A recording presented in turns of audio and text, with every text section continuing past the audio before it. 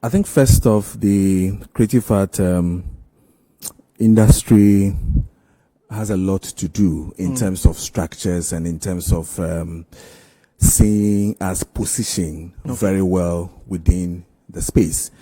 I think that we haven't done too much to see that level that we need. We've left it for the individuals to manage their own affairs.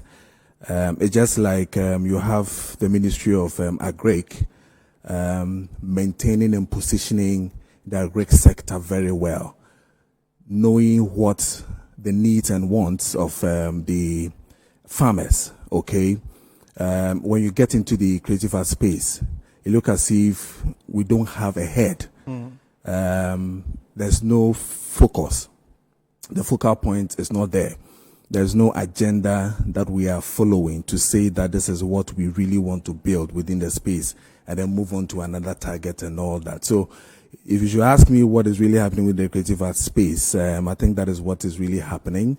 A lot of individual achievements within the space, and the nation will want to just chop some of those accolades or probably the achievements that these individuals are having. But largely, when you look at the space, not this present government alone, previous governments have not really seen the essence until John Mahama's era, that he decided to add creative art to the ministry to see the importance of it.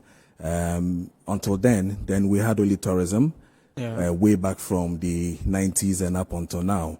So it's more or less like we are now the baby of tourism. So you want to really position well, whether we have to use creative art to push tourism, or we use tourism to push creative art to see us all at par. We haven't been able to achieve that. So, I mean, we're trying to see if structures are done. I mean, we'll fall in place. I mean, for a very long time, we had been crying for the bill to be passed into an act, and that was done in 2020, 2 years ago, or a year and a half ago. Isn't that what was supposed to bring the structure that we all wanted? You know, because it was under the creative arts, so the ministry, tourism. So now you have the creative arts agency that is supposed to put together the structure for the whole creative arts space that we have in the country. Haven't that been done? Yes, it has been done in 2020. I had a minister saying that it is called the Creative Art Industry Act, 2020.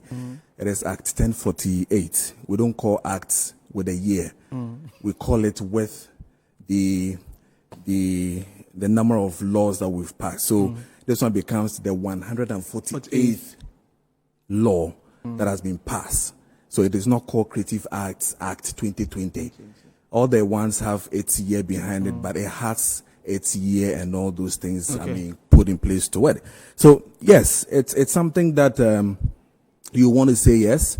It is one to put and position the whole creative art industry, I mean, into its normalcy and all that. But here we are, that we did this law in 2020. We are in 2022, and its effectiveness is where? That's one question we need to ask. What has been its ineffectiveness? It is just lying down in the shelves, and we are not dealing with it. So ask yourself, when we're having the campaign, number of things were said about this same act that we wanted to push. Initially, it was a council, just as the minister said. He should have further to explain why it's pushed to an agency. Because if it was a council, then we're going to be more or less like independent, and we're going to run our own affairs. Now, positioning it as an agency, which is under the Ministry of Tourism, Art and Culture, becoming one of the large numbers of agencies that are not effective within the ministry. So I mentioned one. National Commission on Culture, how effective it is. It's an agency under the ministry. Ask yourself, National Theatre, how effective has it been in terms of dealing with what we really need to have? So having another agency under the ministry tells you that we're not first of all going to be very effective. And that is what we are seeing. We have a law, all right. Again, we have National Film Authority. Act 9135. It has also been established. Yet their office was just recently given to them at what's the name of the place? Tourism Information Center. Yeah. Yes. So ask yourself, how effective is even that particular act led by David Dontor and Juliet Asante, the board? Check whatever they've done to your film industry as we speak. So it is more or less like, yes, we are in a hurry to create it, but to position it and work effectively is the problem. You understand? Oh, yeah. So we haven't really executed what is in this act that we're talking about, the 1048. We haven't done anything. We have not even started anything at all, okay, on this act. Okay. And for me, for Minister to say that we should be able to read and get a copy and all that, for me, I think that's it's unfortunate coming from Minister Makokure Kumante. First off, to begin with, I think this was a nice opportunity for him to explain or probably get more in depth into the act for people to know. Why am I saying this? When he was the president for Creative Art Council, of which the executive secretary was Jan Krumah, who is now calling herself the CEO, okay, of this new Act 1048. Why do you say she's calling herself? That's how she calls herself. The law, when you read, says what? Executive secretary. She's calling herself chief CEO. First, it was acting chief executive. It's a non-starter with acting. No, first he was appointed. There was a 3-month mandate given to herself, Bibi Bright, and now minister, as in deputy, as in Makokure Kumante, to do a certain specific job, okay, to go round the country, galvanize people, for them to come and sit and draw a plan for the 1048. That was their mandate. 3 months. They ended up spending almost more or less like 4.5 years or so under that particular space, calling the Creative Arts Council. Now, when they were at Creative Arts Council and we did that particular draft, ask yourself, my minister is telling all of us to read. Did they do stakeholders meetings? Even for the same creative art people to know what is in the law? They did not do anything called stakeholders meeting within the space. Now, he should tell us the time frame that we passed this law, okay, and the time frame stakeholders were able to know that we're even changing from council to agency. Yeah. How many months? Are you aware that this thing was passed under, is it emergency? Yeah, that was on the 29th of December. Exactly. It was passed under that time. Emergency was what we used in doing this thing. Why? Because we wanted to really get a campaign promise done. Okay? So where was the stakeholders meeting done? And you expect people to go where? Frankly speaking, stakeholders don't have any idea, and they don't even have the act to even read for them to even understand what is really happening within the space. Okay, Kojo, before we continue, yes. And Enoch Ejapon is on the line. Okay. I know if he has joined via Zoom or phone call. Zoom. That's fine. Okay, so he's there. So Enoch Ejapon is a member of the Foundation of Concerned Arts Professionals. Enoch, if you can hear me.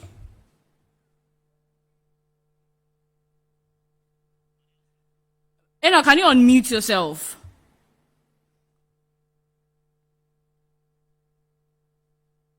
Enoch, can you hear me? Hello, Enoch. I think Enoch has to unmute Yeah, we are himself trying so to add Enoch to the conversation. Yeah. Enoch. Okay. Kojo, you can continue. So I'm saying we had a week stakeholders meeting on the same thing when he was then the president for the council. So how do you expect stakeholders within the space to know what this thing is? Indeed, when FOCAP, of which Enoch Ejapon is the vice president in charge of research, started raising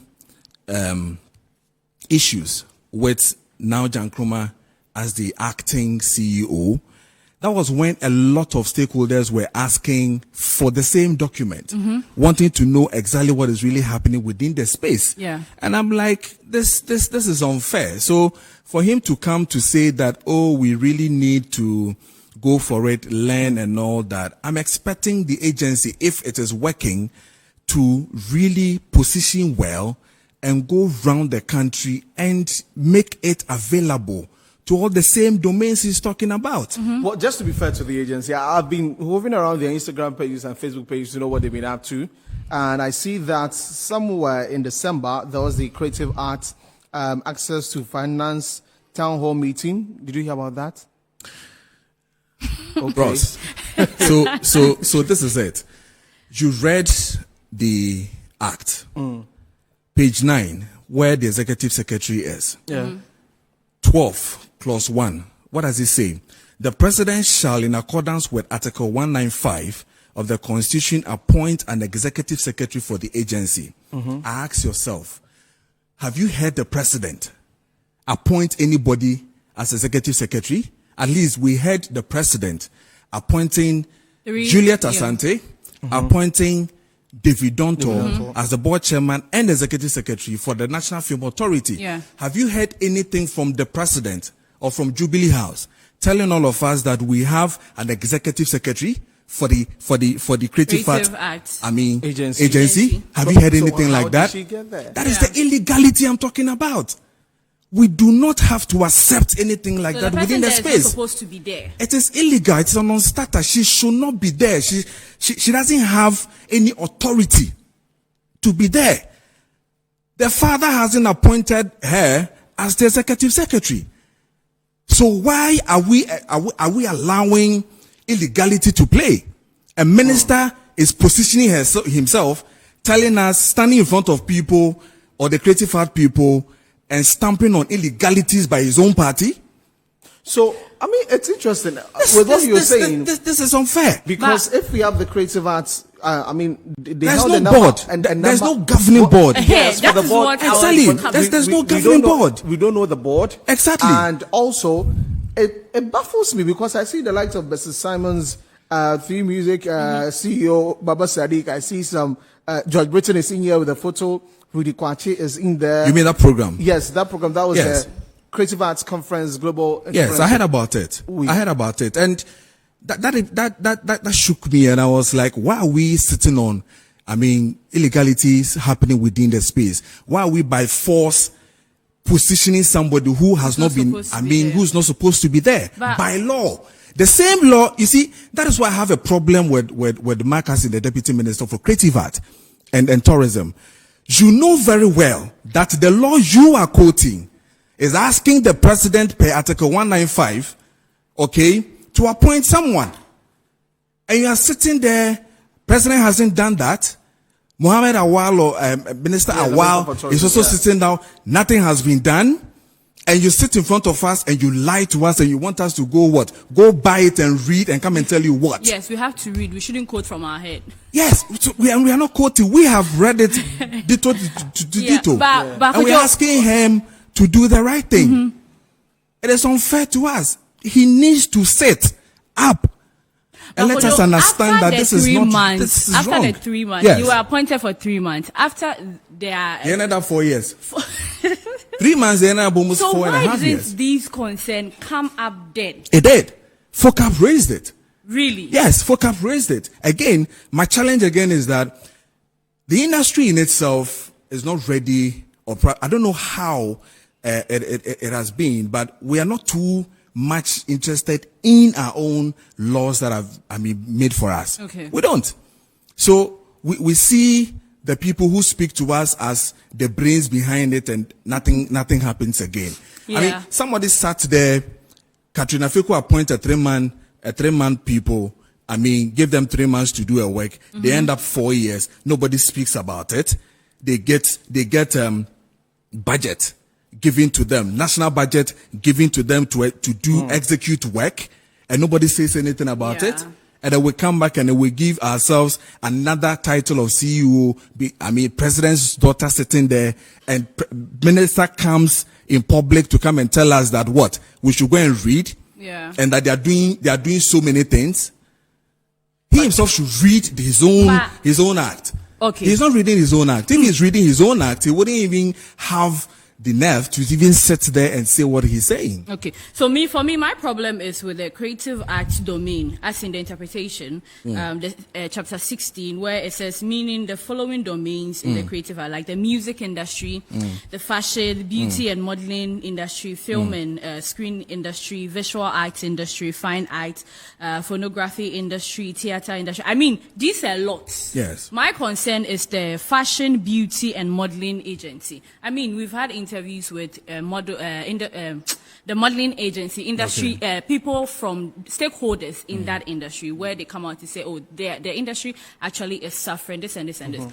But on the 27th of May 2022, we had an information that Fenty, Rihanna's brand, will be launching in Ghana. I think in Africa, 8 countries. It mentioned Nigeria, Zimbabwe.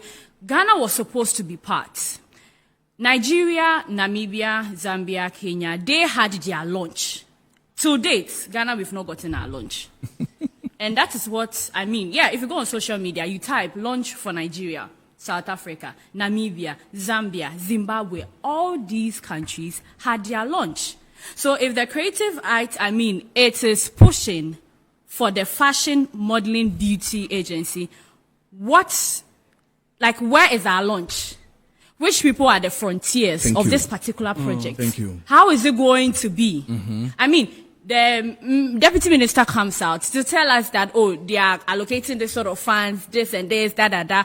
But these petty ones are not being taken care of. Exactly. So where are we going to? And also, drawing all the interpretation of the creative arts industry, as she mentioned, drawing all the others, looks like they are even music and movies we are complaining. Yes. I'm just thinking about the rest of the others, the modeling and the fine arts and all of those ones. But even if, because I want to ask, even if, let's say, she was appointed the right way for now, do you think she's got the experience to be able to drive the creative arts agency to the level that we'll see that impact? Yes, if the father appoints officially, per the Article 195, appoints Jan Kroma to the position as the executive secretary, I think that she stands tall, okay, in executing all the projects that we see. Indeed, she is a creative art person. She's a fine art, I would say, student of fine arts or master of fine arts. Some of the things that I've heard her talk, some of the things I've heard her do, some discussions and level like that tells me that she's capable of doing that. I think that the best thing that a dad should do is to forget about what people will say, family and friends and all that. For us within the creative art space, if you are good, you are good. We are looking at the potential, we are looking at what the talent is and how she understands the trade. For me, I think that she deserves it. The only thing we need is that the father should just, go through the law and position her as the executive secretary. Okay. For me, yes, if she's on, it's good. The program you're talking about, the one that was out sometime December. The Global Entrepreneurship Weekend. Yes, you could tell that it's something that. Kojo, let's try and see if we could add Enoch. Okay. Enoch, can you hear me? Yes, I can hear you clearly. Oh, finally! Finally. I should have been in the studios. Exactly. Sure, but I will move straight to